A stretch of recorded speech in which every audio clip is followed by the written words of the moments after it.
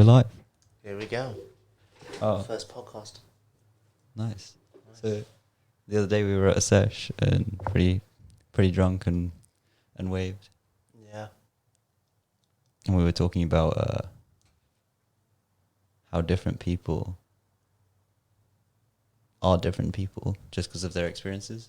Yeah, like your personality is shaped by your environment and like your genetics and yeah. Yeah, it's weird. I wonder where thoughts come from. Yeah, that's true. Really thought that's really weird because I mean there's no scientific explanation. I mean there might be, but I don't know a scientific explanation where thoughts come from. Yeah, I don't have any. I don't know. I don't think there's any evidence. It's just like what you've been taught in your life that you just regurgitate. Yeah, if you think about it, yeah, you can't control your thoughts. Like a random thought pops in your head and you can't control it. Yeah, That's like completely luck what thoughts you get, kind of. Yeah. it is. Yeah, Because if you think about it, you're born, and then like your thoughts just keep on popping in your head, and then you keep on growing up, and then I guess your thoughts shape your actions, and your actions will shape obviously your life and everything. That would obviously affect your thoughts. yeah. Yeah, it's really weird to think about. But where does an original thought come? Oh, by the way, I don't know. It might work better if you speak directly into the top of the mic. All right, Like that. Yeah, you can move it around and such if you nice. need. Yeah, I wonder where an original thought comes from. If it's like multiple thoughts in your head being put together. Yeah.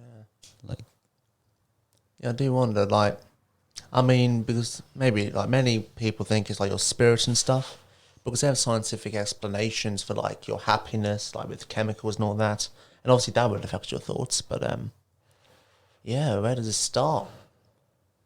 I don't even know if science have found that one out. I don't know if they have. Yeah, might have a look at that later. Kind of reminds me of how Quentin Tarantino makes films. Like Yeah. he makes films from other films. Like Yeah, that's true. yeah. Yeah, he's inspired by so many different films. But he's like he loves films. He's a film geek. So Yeah. yeah. He grew up in he worked in a film store growing up, so he was always exposed to different films.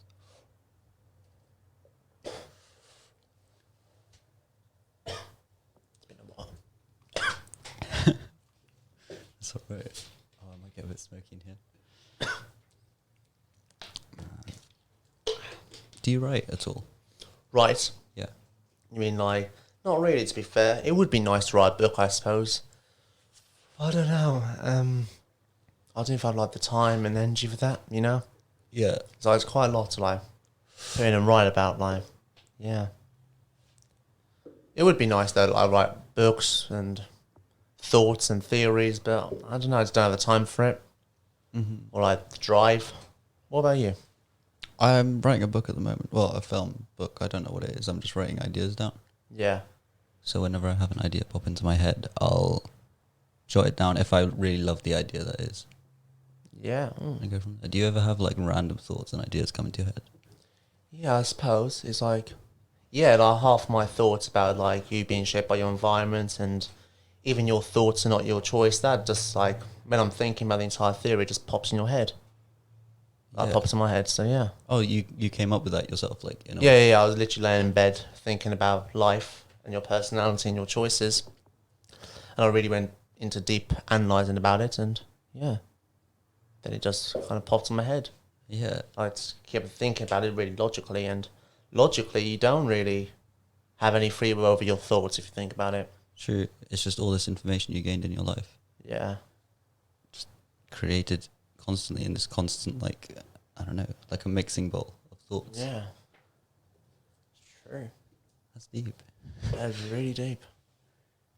Yeah, but then like therapists and psychologists say you can control your thoughts. I know that's like probably a treatment for like mental illness. It's like if you like the thoughts are controlled by what you put in your brain, like what you watch, what you talk about. I guess your environment. So obviously, if you like watch a bunch of depressing stuff, depressing music, you will have depressing thoughts, and vice versa with happy stuff. Right. Yeah. Yeah. So if you're constantly surrounded by motivated people, Yeah, it'll motivate you. right? Do you think because all the information we've gained in our life, like we've seen depressing stuff and we've seen happy stuff. So it's the short-term memory of information that we hold that affects how we act in the present. Yeah. Yeah, I guess, because obviously, like, people change all the time, and obviously, like, yeah, I suppose, yeah. But obviously, if you watch a certain movie a certain day, like, let's say I watch a really violent movie today, for example, I guess subconsciously you might be a bit more violent than usual. It might not show, but if you think about it, yeah. Yeah. Or if you wake up to your day and start listening to depressing music, that must have an effect on your day. Yeah, A definitely. negative effect. It's like many people who are really successful, they advise you like wake up and do positive stuff like work out or like listen to a podcast and stuff like that, you know? Yeah. Yeah. Do you do things like that in the morning at all? Nah, I say like you should do this, you know, but I actually don't do it. I literally just wake up, listen to music, any music really, and just go on my life really. Yeah. You're a very grounded person though, so Yeah. I guess if you're a bit more sensitive, you might need that. I don't know. Yeah. 'Cause, yeah. It motivates some people, I suppose, like give them the motivation, the drive to do stuff, I guess. Yeah, definitely. So if you're a person that's putting all the work in, you can't just rely on yourself putting the work in. You need someone to say, keep going. Yeah. Yeah, that's very true. Whether that be a drug or... Yeah, there are people who microdose from like LSD and mushrooms and all that, and even smoke a bit of weed in the morning to like amp up their day. Yeah. But then there's obviously on the other end of the spectrum people who take antidepressant medicine to do the same job, if you think about it. True. Yeah. Just every person needs their own... I don't know. Their own reward system, I guess. Yeah. Because for some people, completing the task and then being motivated more by a person is the reward, whereas for other people, it's microdosing or Yeah. taking whatever antidepressants. Yeah, that's very true. Like Yeah. Mike Tyson would always, well, when he was younger, he was motivated more by his coach, and that just kept him going. Yeah. I don't know. Yeah, I guess. If you wake up, if like people motivate... Yeah, that's actually a good point. Like people, let's say, again, bullied in an environment, and obviously their friends are like, for example, they could like downplay them, like maybe they achieve something really well, and they're like criticizing them, like saying, oh, it's not that good, you know? I mean, obviously if you're with people who do say positive stuff, that would motivate you, you know? It's like conditioning. Yeah. Like you're conditioned to either be motivated or not. That's why some teachers like can really change some students. Like teachers like support students, are really positive to them. They could really help them. And there are some teachers who are really strict and like belittle students, and that would do the opposite possibly. That's true, yeah. But then that comes down your personality, because maybe some people like a strict teacher now help them more. That's all down your personality maybe then. That's so true, Like yeah. some people, they're with friends who motivate them, and that really encourages them. And I heard one guy say that he was with friends who, I guess, downplayed him and like tried to downplay his achievements, and that motivated him more to prove them wrong. Right. So that's down to your personality, really. Was he surrounded by a lot of good friends, do you think? I just overheard him. He was in my tutor group, and he said something like everyone else was doing quite much better than him, like with grades and everything. So that really motivated him to like do better than them. So I guess like, and you hear many famous people say like for example, Cristiano Ronaldo, he said his teacher like said he won't get anywhere with football, and that motivated him to try harder with football. So it could go both ways, to be honest. Yeah. I guess I'm just wondering whether if you're the sort of person that has a strong support group outside of the school, Yeah. and then you go into the school and you get put down, you can go to those people back there, talk to them. And depending, again, on your personality, it might motivate you because you have support saying prove them wrong. But then Yeah. again, it might demotivate you because you feel comfortable that people are like, okay, you fucked up. Like, I don't know. Yeah, I think also if people motivate you, you could get lazy. Like if people keep on praising you for doing this and that, you could get lazy, to be honest. Yeah, Yeah, that's true. very true. Yeah. That's weird. It's like Steve Jobs. He was an orphan when he was a child, and as he grew up, he he seemed to be ahead of the class wherever he went. Mm. But it was just the damage of being an orphan. Yeah. And then when he was in high school, he took drugs like weed and acid, Yeah. and they just fixed it. And from there, he just like took on the work. All he did was, because back then when he was younger, all he had to do was open the phone book and call up the boss of like a famous company. Yeah. And be like, "Hi, could we meet?" And he just got lucky, found the right guy, Wow. met him, and just grew from there. Yeah. So I guess, in no free will, Yeah, it is luck, yeah. because he didn't choose being an orphan. Mm. I don't know. Yeah, I suppose. Or maybe, I mean, as sad as it might say, like, yeah, it's tragic he's an orphan, but I hate to say it, but maybe that helped him in the long run. Because, I mean, I imagine his life would be extremely different if he grew up with his parents. And, I mean, I doubt if he did grow up with his parents, he would maybe not be as successful, but he would be very different. His life would be completely different. I don't think he would have the success if his definitely. upbringing was different. I doubt he would have. Yeah. Yeah, his personality would be completely different, so yeah. Probably wouldn't be successful if it wasn't for that. We wouldn't have as advanced technology. He made so many inventions. Yeah, completely changed the world. He was a genius combined with trauma. And I've heard that without trauma, art can sometimes not be created. And he viewed technology as an art. Yeah. I think lots of artists could use trauma to overcome their past trauma. Yeah. It's very interesting. Yeah, maybe sometimes the worst... Yeah, I thought about it like the other day, about a few months ago, during lockdown. Maybe some of the worst events in your life could actually cause you to have a really good life. Or maybe something not happening could be the best thing to happen. Like, for example, I don't know her name, but she was in Friends, the dumb blonde one. You know the TV show Friends, I guess. I think I know the dumb blonde one. Yeah, and I think before she went on to Friends, she applied for another job, like another big, what do you call it, comedy show. Yeah, another sitcom.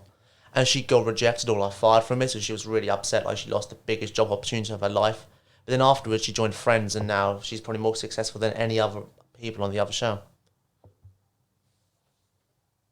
So their rejection... It pushed her further. Yeah, and they led her to Friends. Oh, right, it was before Friends. Yeah, it was before Friends. That's incredible. Do you know what happened to her afterwards?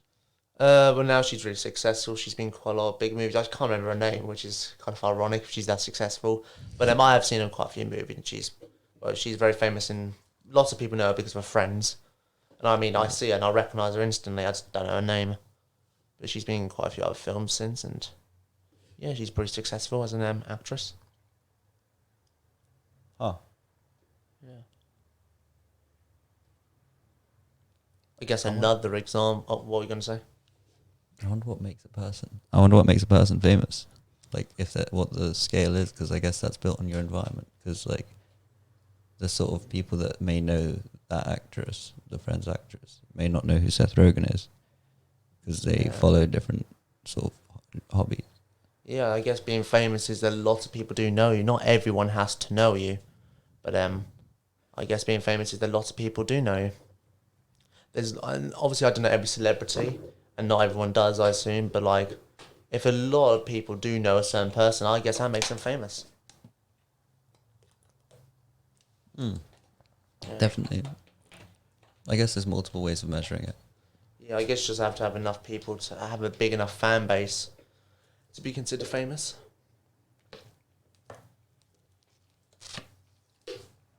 But then you could say fame is subjective to individuals. Because obviously, I guess you don't know the Friends actress very well. So if you saw her down the street, you probably wouldn't recognise her, but I would. So for her, she isn't famous in your eyes. Unless you find out who she is. But, you know, it's like I'm trying to think of an actor. This is a really bad example because he's really famous. But like George Clooney, for example. Yeah. Let's say by some sheer chance, I don't know who George Clooney is. So I might meet him, and I just think he's a completely normal person. So in my eyes, he's not famous because I don't know him. Yeah, so it changes that you stop seeing them as George Clooney, the celebrity. You start seeing him as the man in front of you, the person. Yeah. In a way, so you'd interact completely differently. because you wouldn't see them as a person if you saw them as a celebrity. Yeah, for example, like let's say I watch a really good TV show and it's quite popular, but not obviously everyone's seen it. And then for that one person, they won't think such a successful TV show because they don't even know of it. Obviously, if they find out, they'll probably like it, but, you know. Like, yeah. It's like if I, as an actor, let's say I go to a casting agent.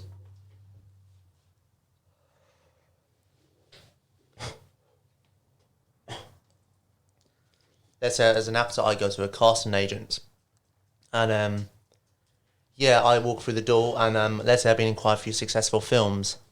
And I tell him I've been in quite a lot of successful films. And he's like, so what films have you been in? And I tell him all the films. And he doesn't know any of them. He's not going to be like, well, I don't know, so how are you famous? Like, he could say that, you know? Yeah. But obviously the more famous, the more people know you, the more chance that won't happen. Obviously, if like Obama walks through the door, everyone knows who he is. Because everyone knows him. But yeah, I wonder if you'd get acting jobs. Like, if you were famous for one thing, would you get and the director knew you? Like, if you were an Olympian, the person just knew you because they knew you as an Olympian. Then they gave you the job. But another director might look at you and be like, "You have no experience in this." It depends. Like, yeah, you have no experience in acting, therefore I won't hire you. But then actually, if you think about it, maybe that won't happen because everyone has their different backgrounds or their CV, I guess, for acting, you know. So That's true. Yeah. Maybe they just wouldn't be allowed. Yeah. But yeah, for example, like in the film Uncut Gems, have you seen it? Uncut Gems? No, I almost watched it yesterday, actually. Oh, you should. It's a great movie. One of the main characters is a basketball player, quite big, and I've never seen him in real life. Well, obviously, but I've never heard of him before the film. I don't know who he was, and I only found out through the film. So if I was making Uncut Gems, I mean, he wouldn't be my first thought to hire as a basketball player because I don't know him. Yeah. So, yeah. That's true. Like, oh, yeah, for example, like when celebrities die, so many people say, I never heard that celebrity before their death. And that happened a lot with me, Michael Jackson, Prince. I didn't know any of Queen. Well, I probably knew Queen, actually. But, yeah, like Michael Jackson, Prince, Amy Winehouse. There's been lots of celebrities people have never heard of and only find out through their death. You hear it all the time. Kobe Bryant was one. I didn't know, but I don't really watch basketball, so I didn't know who he was until he passed away. I didn't know about him before that. Yeah. There's some people that have gone famous because of their death out as well, like Little Peep. Like, their career surged. Well, their songs went big after. And Van Gogh. Yeah. Yeah, I didn't know who Lil Peep was until his death. Yeah. And then I don't even listen to his music, but I suppose lots of people do become fans after their death, which is really sad if you think about it. It's like they reach their success because of their death. Yeah. And they don't even know. Yeah, they don't even know. Yeah. That's nuts.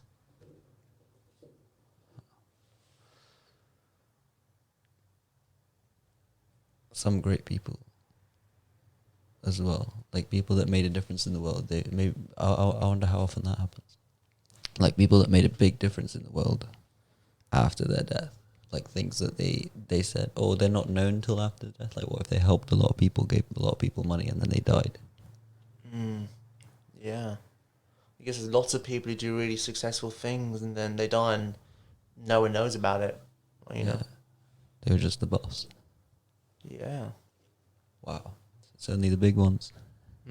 Or the original one. Like, I don't know. Again, it depends on your fan base. If you're just the boss at a company, Yeah. it's kind of hard to get a fan base unless you're really interested. Yeah, for example, let's say like you're for example, let's say you make YouTube videos and I don't know, for example, you have like 300 subs and all those subs are for people in your school. Let's say you go to high school and you have all your fans are from your high school.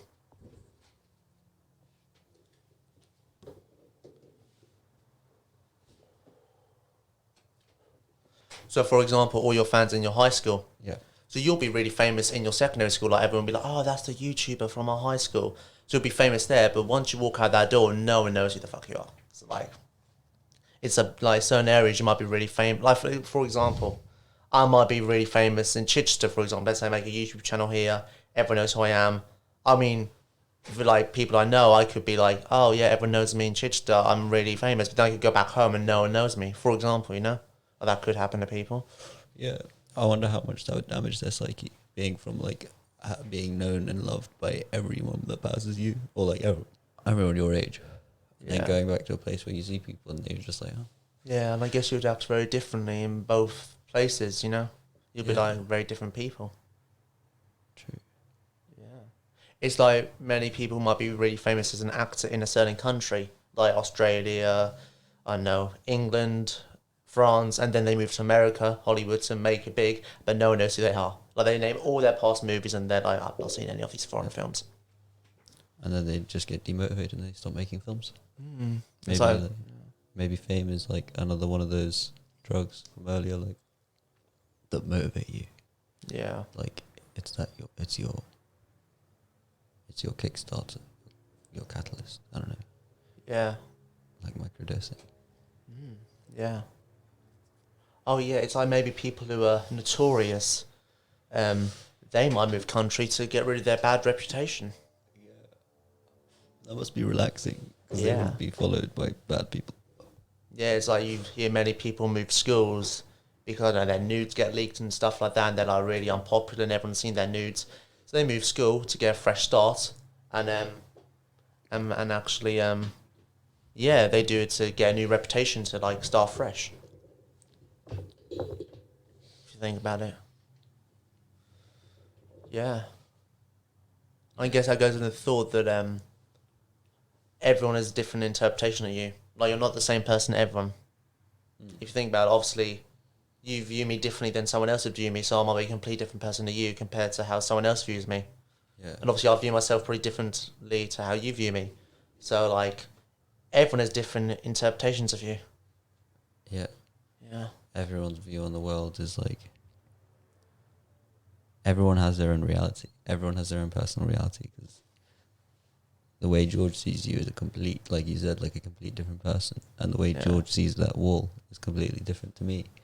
And the way you see the wall is different to me. Because it has different meanings to me.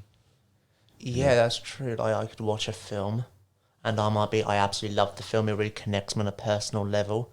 And then you could watch a film and you're like, I just don't like it, I don't understand, it doesn't connect to me. Yeah, it's all personal. Yeah. And then, like, obviously, that's all based on your personality. If you think about it. It all goes back to that personality. It does. I was thinking, like, with your personality, like, you literally have no choice in it. I mean, and even the choices you want to make, let's say you want to be more confident or more, I don't know, more confident, more imaginative, and, you want to change your personality. But the fact you want to change your personality and what you want to change it to is based on your personality in the first place. Yeah. Yeah. But yeah, if you had a demotivated personality but you wanted to change your personality, you wouldn't be able to change your personality. You wouldn't be motivated enough. You just stay as like an unhappy person. Yeah, that's where antidepressants maybe help, but some people can't even be helped by that. Yeah, and that is purely luck, which is very unfortunate, but it is, Yeah. Like, you can't control how your brain works. So obviously antidepressants might work for some people and they might really screw up some other people. Yeah. And that is luck. It's like that. Have you seen Mr. Robot? Nah. I've heard of it though. There's a scene where he's taking antidepressants and it like everything just turns like really robotic the way it was filmed. Yeah. I'll send it to you later. Yeah. It's like the Mr. Robot Adderall scene. Yeah. I might put in a little sound effect just to see what it is. Yeah. Oh god. You fucking... That's it. Nice.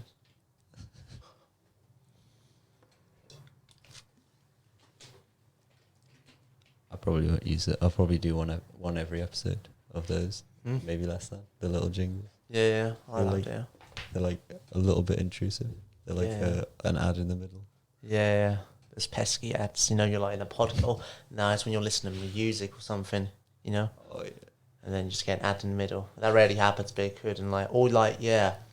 Yeah, YouTube is doing that more often now. So if you play Yeah. music off YouTube, you get like 10 seconds of 2 different ads. Either way, they win if you think about it because they get money for ads, but you can pay to get rid of the ads, but they still get the money.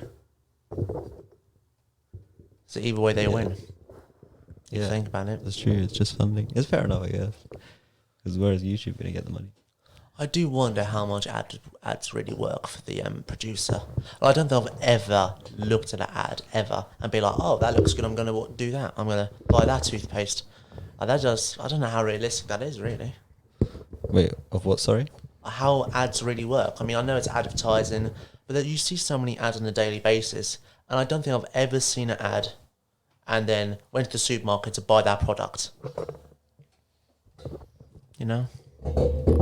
I haven't either, to be fair. I've seen like Dormio sauce a few times. Yeah.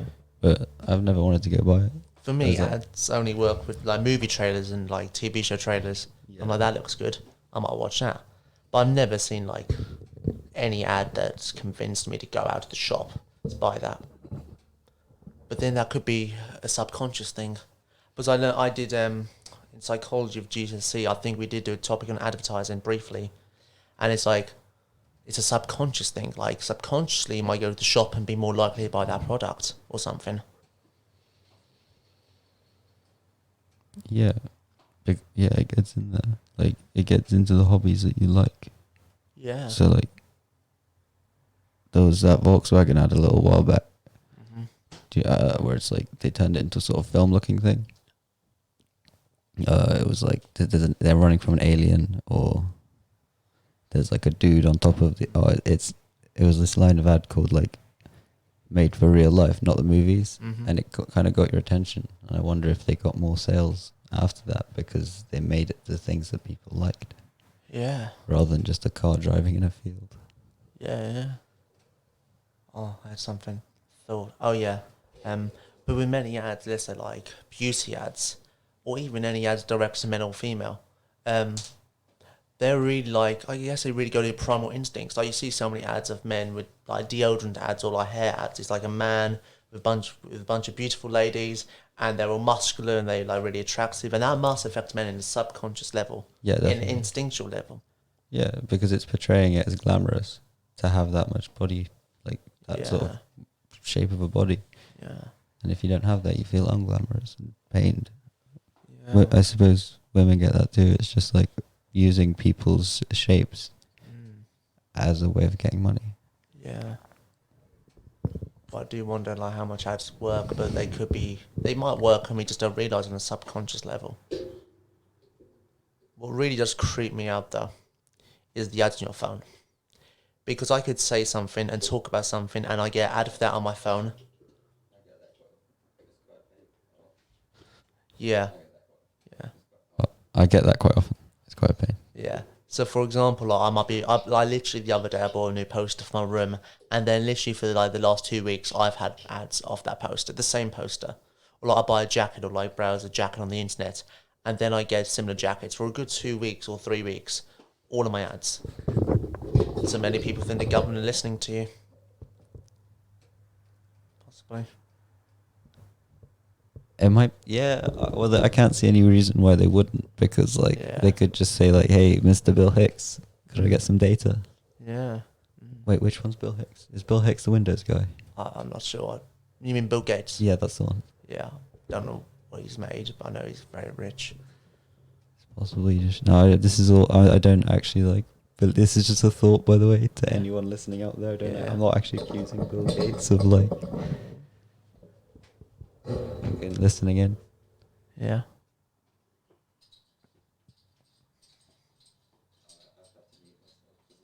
All right. But what was I thought? Oh yeah. Like for example, I watched a YouTube video to test if the government's listening to you. So this man was like, I don't have a dog. I've never talked about dog toys ever. So he did an experiment that he just talked about dog toys non-stop for 10 minutes in front of his phone. And then literally, and it shows he goes on his phone and he get dog toy adverts. Like, you know, that's really creepy if you think about it. Yeah. But then can I blame the government for doing that? Because it is a way to get money. I mean, in a sense, I mean, it's unethical, but like, yeah, and you could see like I am definitely imagine your search history will affect your ads. There must be an algorithm that affects your ads.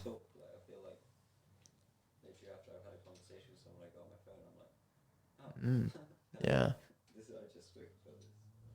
yeah,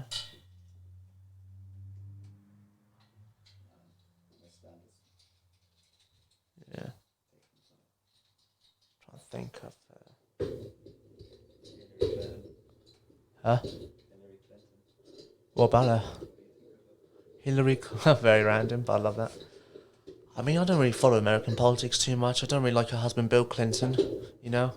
So obviously, I think that would tarnish her reputation. Like if I mean, this is going to sound really weird, but if her husband was Obama, she would obviously do better because everyone loved Obama.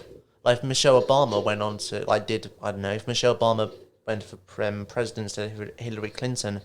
I mean, I assume Hillary Clinton's definitely more qualified, but Michelle Obama have a better reputation. So obviously, I definitely think Bill Clinton's reputation tarnished Hillary Clinton's. But I've nothing. I don't really follow her. You know, I think many people probably think she's a better choice than Donald Trump, and the majority of people I think did. You right? All right, I'm back. All right. I fixed it. But yeah, the thing is that more people did vote for Hillary Clinton by a million more. But it's the way the system's done. It's like different states have different points. So to be honest, literally more people did vote for Hillary Clinton, but Donald Trump just won the better states and Wait, more people voted for Hillary than... Yeah, a million more, but it's just the how they count up the votes is different. It's like obviously like it depends on each state. Each state has different points. So for example, this is an example, but Texas might have 5 points. Let's say there's 100,000 people in Texas, and all 100,000 people vote for Donald Trump, and that's worth 5 points, for example. But then let's say California and Nevada have a population of 2 million, and they all vote for Hillary, so she has a lot more votes, for example. But let's say those two states are only worth 2 points each. So she has 4 points, and Donald Trump has 5, even though more people voted for Hillary, literally. Right, I get you now. So that's how Donald Trump won, because I don't know how the points exactly work with each state, but he did have less votes if you compared. I think, I don't know, a million more voted for Hillary Clinton, Yeah. but he just got those votes in the more popular, more pointed states. Yeah. Wow, that's a very... I don't know if I prefer that system, because in a way it's like a big round vote of like certain areas. But then I don't know if it makes it more fair because of averages. Yeah, I think it should be population now. It's like the majority of people in America would have wanted Hillary, so democracy really should have been for Hillary. You know, more people would be upset about the Donald Trump winning than happy, literally. But yeah, I personally think it should be changed, but I guess Donald Trump disagrees with me on that one, as he won because of that. Yeah. Yeah.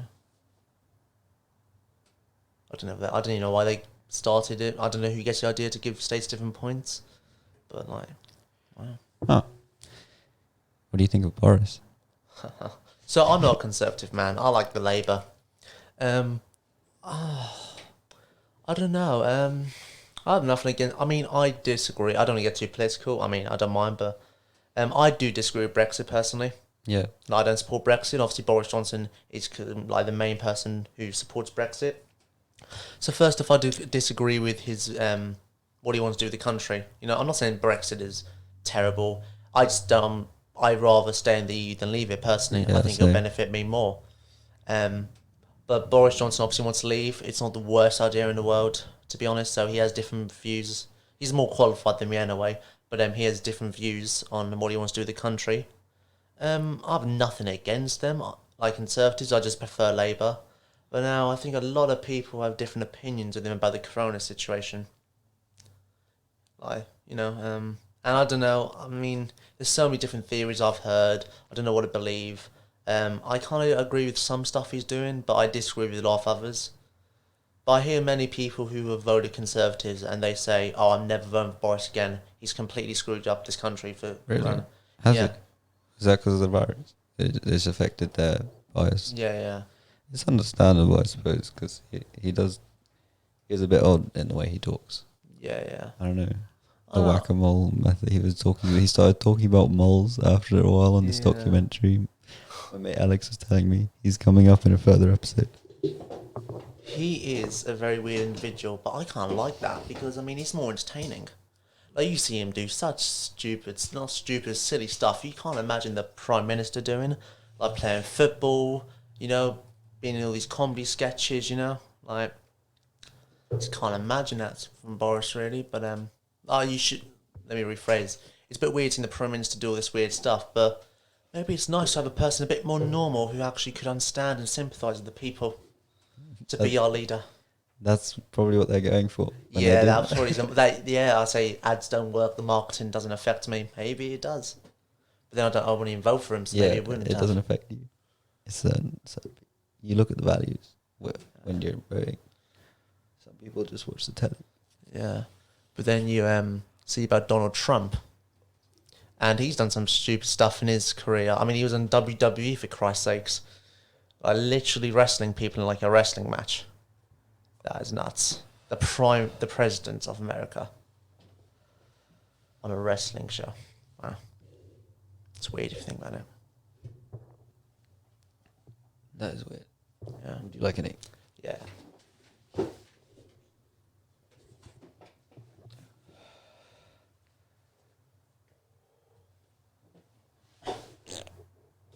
Sorry, mate. It's fucking smoky in here. Yeah, a bit of what do you call a hot box? Yeah. I hope my housemates understand. I wish I'd told them. Yeah, they'll probably go out like stink of weed. As a Snapchat from Reshi.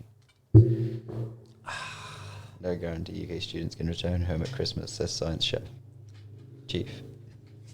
Science Chief, not Science Chef. What the fuck? Nah, that's insane though. What if you can't go home for Christmas? Yeah. I could see the logic in that because obviously people spreading around the country would spread corona. And I mean, I guess it would be safer if it doesn't happen because if you think about it, I go home today and all of my housemates are young, 99% of them are not vulnerable. Like, you know, it's not really going to kill anyone. But if I go home to older parents, deaths would definitely increase. That's just, if you think about it. Like if you live with your grandparents back home and you go to uni, when I go home now, I'm not really endangering anyone, like because most people, everyone I'm with, aren't vulnerable and they're young and healthy. If I go home for Christmas to my grandparents and they're old and vulnerable, then that is obviously going to increase deaths. Yeah. So I completely agree. It probably is safer the young people hang out with young people, what's a university, and the older generation hang out with the older generation. That is very logical. Yeah, I don't. Did Boris say that? No, but I'm just assuming that's what he's going for. I'd hope so. Yeah. I'm not even, like, if students have to stay for Christmas, I think that might be really difficult for some, with homesickness and all, especially freshers. But to be fair, I wouldn't mind it, you know. It would be nice to go back home and see my friends, but it wouldn't be the end of the world, you know.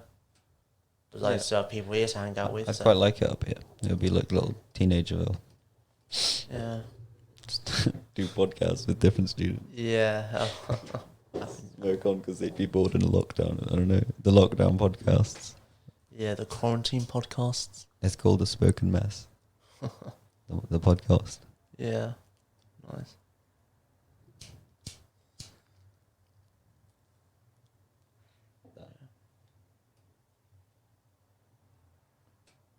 Well, what kind of character do you prefer to act? Oh, here we go. Oh, my friend asked me this the other day. I don't know. I like a dramatic character. I'm not a big fan of comedy. I'm not a big fan of acting in comedy. I want something serious, in depth, that I can just show like a variety of acting skills. If you think about it, and something fun to analyze. But I think there's a lot of acting is script preparation. So, and I do really enjoy script prep. That's one of my favourite things, analysing the scripts and going into detail about like the psychology of the character. And obviously some characters are really one-dimensional, and that is probably due to bad writing. So if I'm with a really one-dimensional character, I can't have as much fun personally with that character than like a really deep, complex 3D character. Yeah. Maybe some actors prefer a one-dimensional character. They think What it's easier. do you mean by one-dimensional character? Like, kind of like... A bit shallow. It's not like, for example, let's say just an example. Let's say a villain. You see a villain a villain in a TV show, and he's just always bad, tough guy, bad. That's a bit one-dimensional compared to a villain who might be like the tough guy, bad, but then has maybe some childhood trauma or a soft side to him. Yeah. So then you can go into his subconscious and psychology and analyze why the character does what he does. And maybe there's some scenes where you sympathise with the villain, so you can experiment more with the character. What about you? What characters do you like to play? Insane. Fair play, it's fun. Yeah. Not insane, but like, I don't know, not... Like, their reality, their universe is just more different than the average person's. Like, the Joker or... a soldier who believes that babies' hands and children's hands should be cut off to save a larger population, and it justifies it as being a move of strength because you're saving more people by cutting off the children's hands, because it scares the American soldiers away because they see it and they go, right, we're not going to vaccinate any more kids. Which leader did that? I don't know. I just heard about it in Apocalypse Now. I don't know if it's a real thing. Yeah, that's fucked. But I then... learned the monologue. Yeah. Fucking sorry, yeah, carry on. No. Let's get my thoughts going. Yeah, if you think about it, with these insane characters, or let's say like they're really crazy or something, you know. Many people say, "Oh, I'll never be crazy," but then that's just luck. Like they can't, like people with like psychopaths or like even serial killers, for example. You know. Yeah. They don't choose to be like that. I mean, yeah, it is their choice to go on those actions, but then they're insane, so they can't choose their personality. Yeah. That's their personality at the end of the day. Exactly. Their Like- choice isn't their choice. Yeah. It's like their choice is based on their personality, but they don't Yeah. choose their personality, so their choice isn't their choice, so they just do things. yeah, for example, like with a psychopath, for example, they can't choose their personality. They're born like that. You know, and I guess their environment will affect them as a childhood, but then they can't control that either.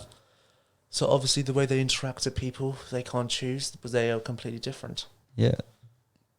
I actually did read up on something, or I did watch a video about Asperger's and like autism, and in my opinion, that is like a personality, you could say, and it's luck.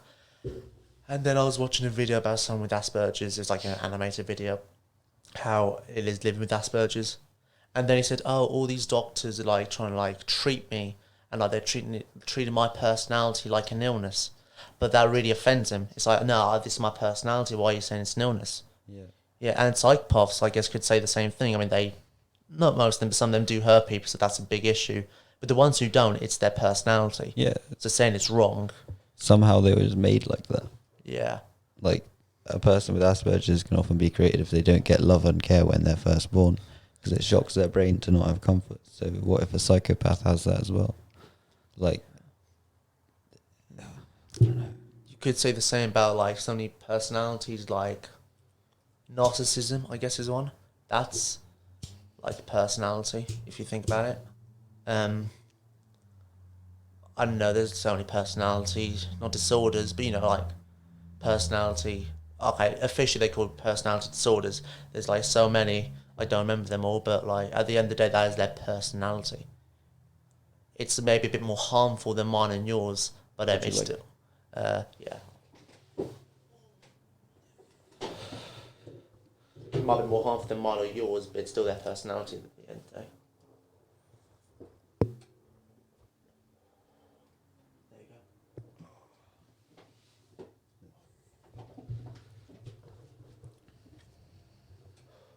Yeah.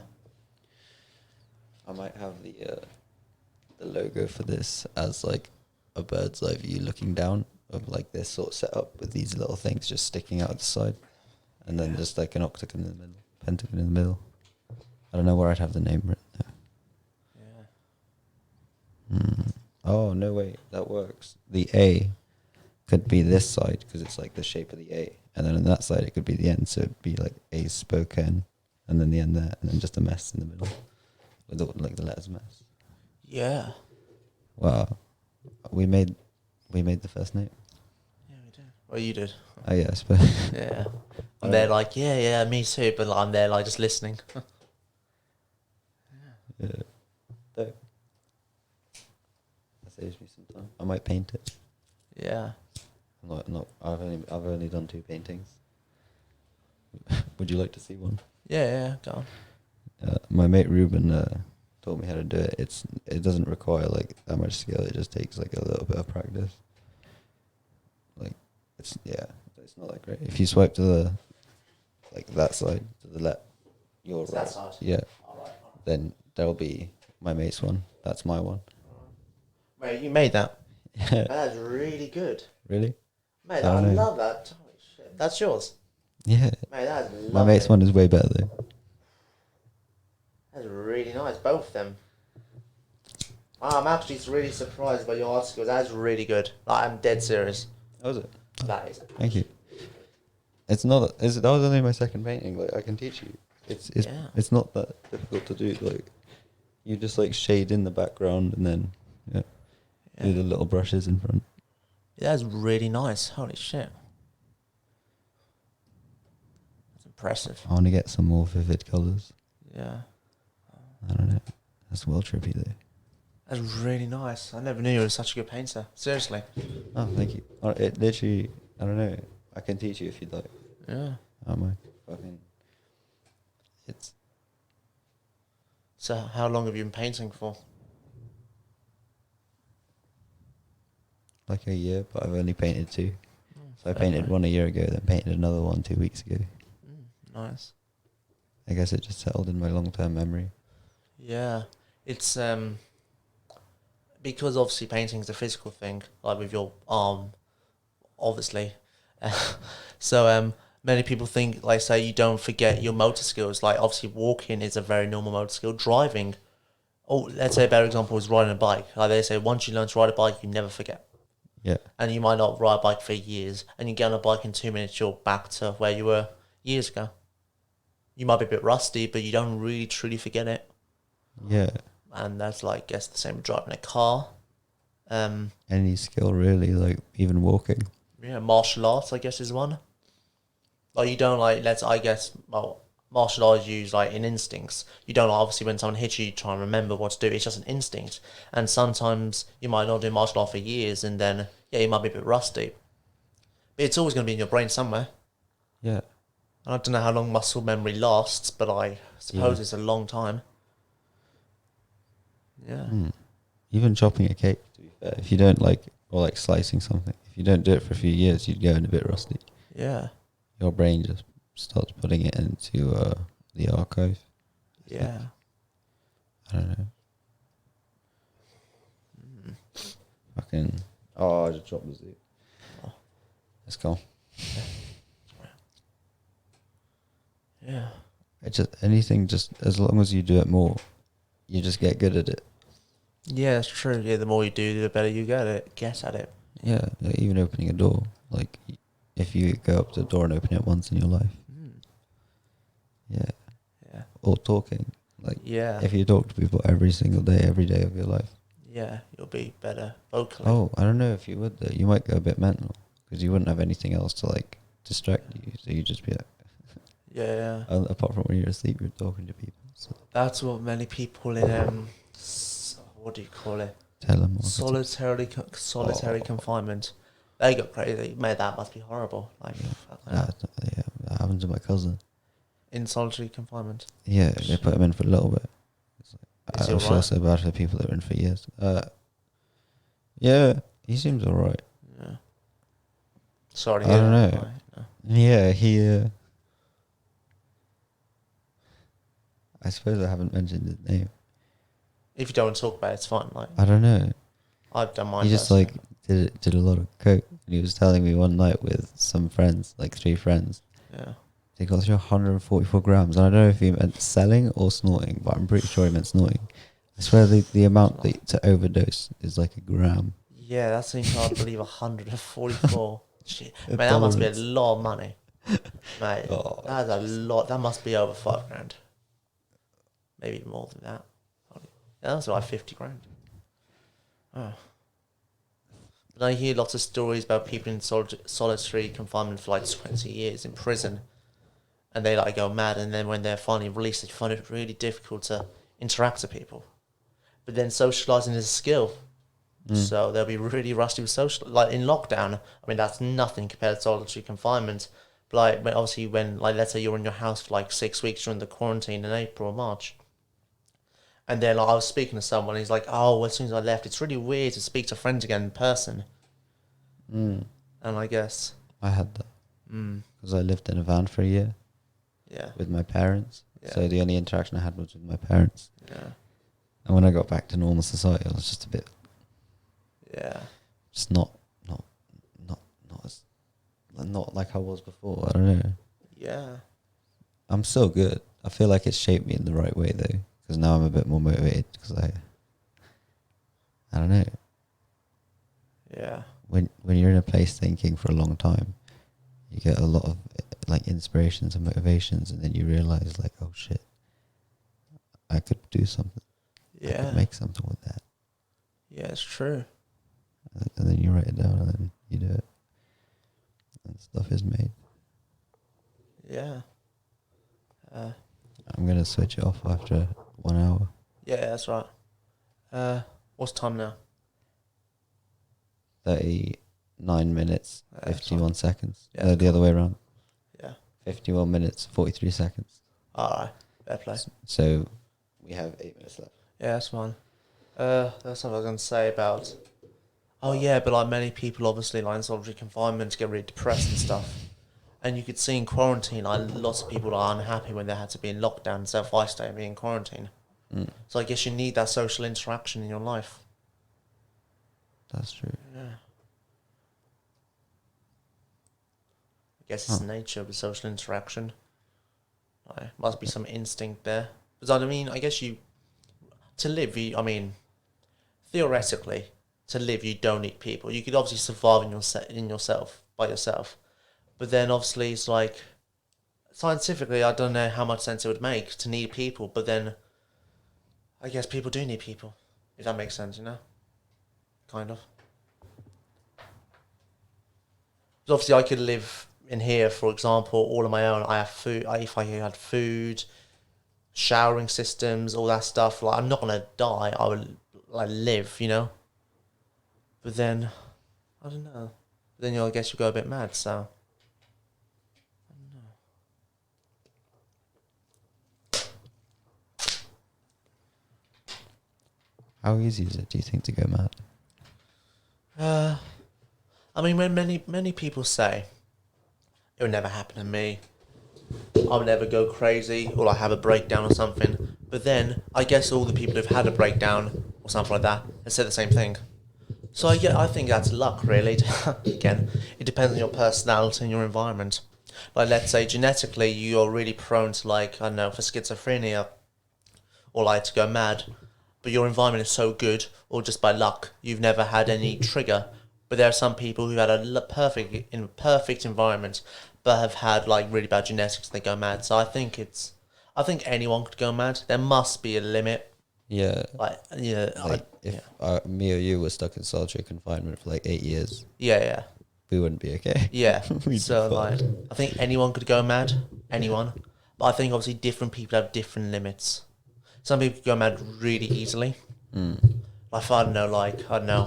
I guess that's based on genetics as well. Yeah. Your upbringing a little way as well. Like, for example, let's say you have a family member who passes away, and most people don't go mad, but a very small percentage might, and that's just really bad luck that your personality can't cope with that. Like, it's different for everyone, I guess.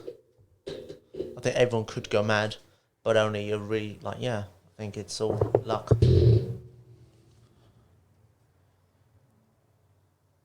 Very much so as well. Yeah.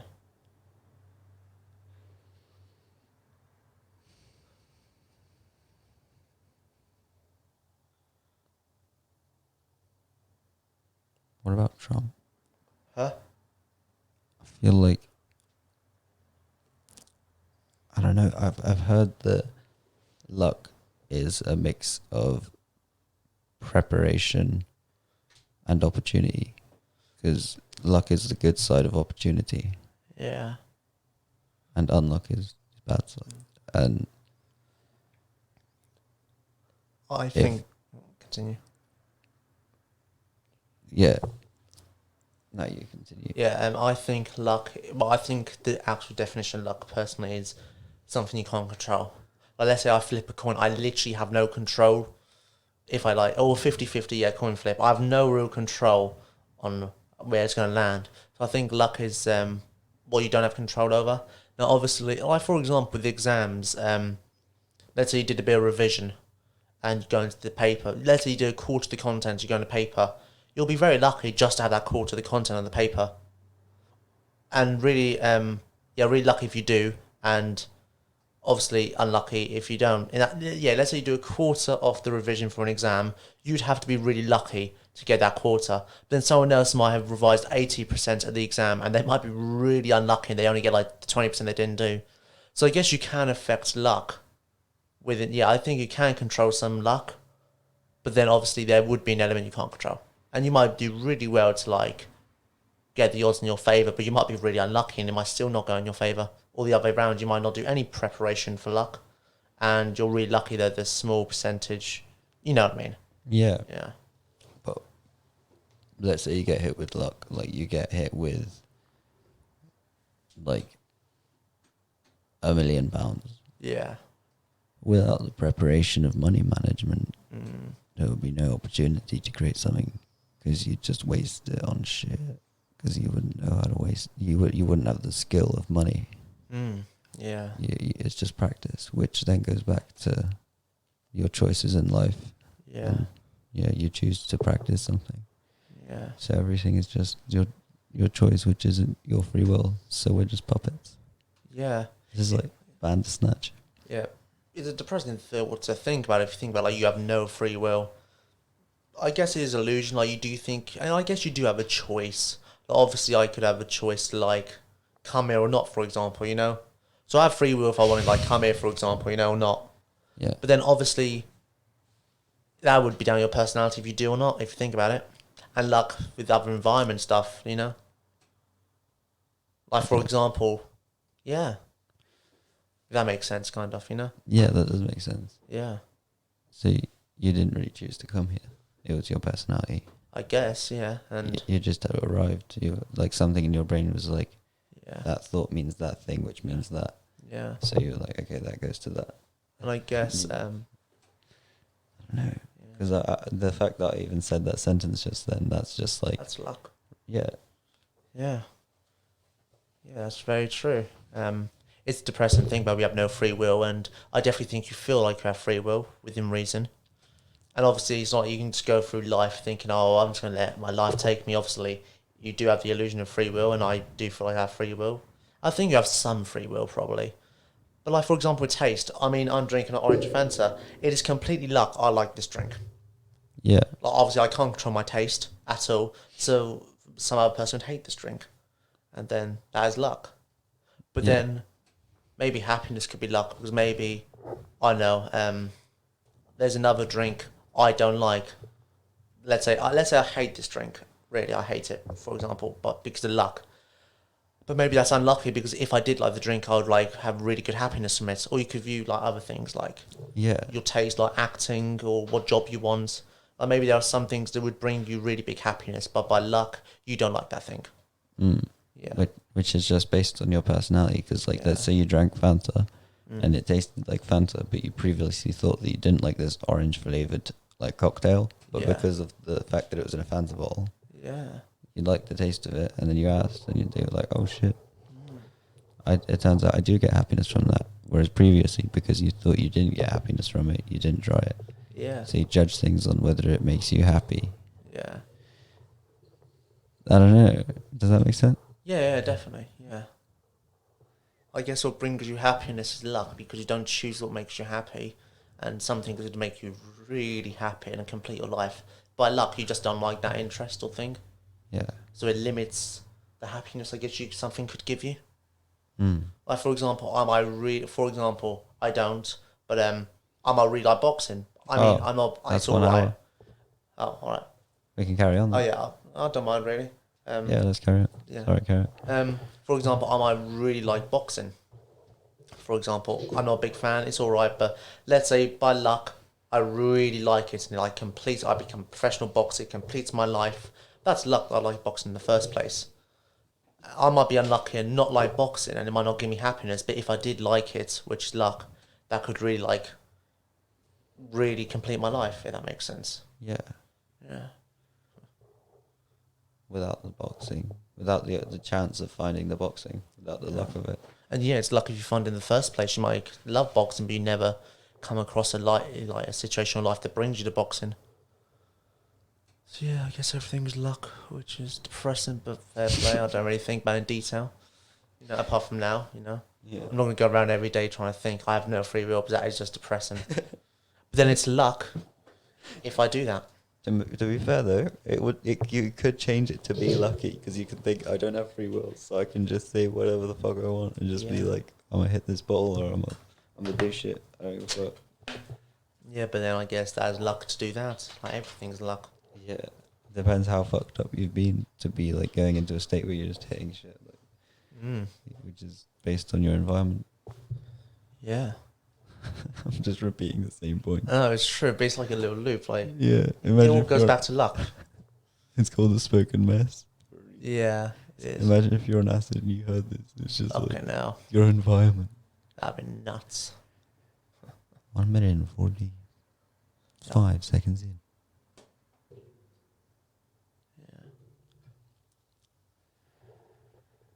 All right, I might just end it there. Yeah. All right. Yeah. All right, thank you. Thank you.